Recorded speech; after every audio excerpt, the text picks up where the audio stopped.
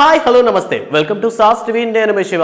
సాధారణంగా మన తెలుగు సినిమాలు ఏంటి అంటే ఏదైనా ఒక మూవీ హిట్ ఆ ఫ్లాప్ అనే విషయం పక్కన పెడితే సో హిట్ అయితే కొంతమంది వాళ్ళ కథ మీద డైరెక్టర్స్కి హీరోస్కి మంచి పేరు వస్తుంది. అదే ఫ్లాప్ అయితే హీరోస్ కొంతమంది డైరెక్టర్స్ పేరు చెప్పడం, అదే డైరెక్టర్స్ కొంతమంది హీరోస్ పేరు చెప్పడం అనేది కామన్ అనమాట. సో ఇలానే ప్రెజెంట్ ఇటువంటి ఒక కాంట్రవర్సీ డైలాగ్ ఎదుర్కొంటున్నాడు అనమాట మన అక్కినేని నాగ చైతన్య. సో అక్కినేని వంశం పరంగా అక్కినేని నాగేశ్వరరావు గారి తర్వాత దానితో అక్కినేని నాగార్జున సినిమా ఇండస్ట్రీలోకి వచ్చి ఆయన వర్షన్ ఒక స్టార్ హీరోగా నిలిచారు. అండ్ దాని తర్వాత ఆ స్టార్డమ్ ని కంటిన్యూ చేస్తాడు అనుకుని నాగ చైతన్య తెరంగేట్రం చేసినప్పటికీ కూడాను అంత మంచి హిట్ అండ్ అంత మంచి స్టార్డమ్ దక్కించుకోవడానికి చాలా కష్టపడ్డారు. అండ్ ఇప్పటికీ నాగ చైతన్య చాలా సినిమాలు చేసినప్పటికీ కూడాను అందులో హిట్ అని చెప్పుకునేటటువంటి చాలా తక్కువ.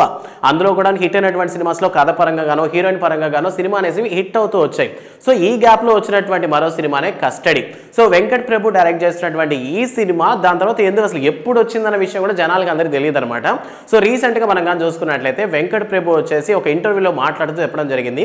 సో మన్నాడు లాంటి హిట్ మూవీని ఇచ్చిన తర్వాత తీసుకున్నటువంటి కస్టడీ సినిమా చాలా భారీ ఎక్స్పెక్టేషన్స్ తో అనుకున్నాము. బట్ కొన్ని కారణాల వల్ల ఆ సినిమా ఫ్లాప్ అయింది. ఇందుకు గల కారణం ఏంటి అంటే సో ఇక్కడ కథ ఏదైతే ఉందో నేను అనుకున్నటువంటి స్టోరీ ఏదైతే ఉందో సో ఆ స్టోరీ లైన్లో ప్రొడ్యూసర్స్ కానివ్వండి హీరో కానివ్వండి కాస్త ఇన్వాల్వ్ అవ్వటం వల్లనే ఈ సినిమా అనేది ఫ్లాప్ అవ్వడం జరిగిందని వెంకట ప్రభు కాస్త కాంట్రవర్సీ వార్తలు అయితే చెప్పారనమాట ఆ ఇంటర్వ్యూలో.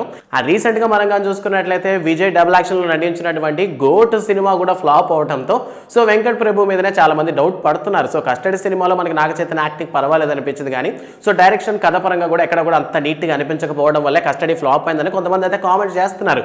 బట్ వెంకట ప్రభు ఏం చెప్తున్నారంటే నేను అనుకున్నటువంటి స్టోరీ ఏదైతే ఉందో దాంట్లో ఇంతమంది ఇన్వాల్వ్ అవ్వటం వల్లే ఈ సినిమా అనేది ఫ్లాప్ అయింది. But actually that was a good story, the fantastic story అని మరి వెంకట్ ప్రభు ఇంటర్వ్యూలో చెప్పడం జరిగింది. సో మొత్తం మీద మీలో ఎంతమంది కస్టడీ సినిమాను చూస్తారు, సో సినిమా ఫ్లాప్ అవడానికి రీజన్ ఏమై ఉంటుందని మీరు అనుకుంటారనే విషయాన్ని కామెంట్ సెక్షన్లో మాతో పంచుకోండి. అండ్ అలానే అక్కినేని నాగ చైతన్య మనగా చూసుకున్నట్లయితే సాయి పల్లవితో తండెల్ అనేటటువంటి సినిమా తీస్తున్నారనమాట.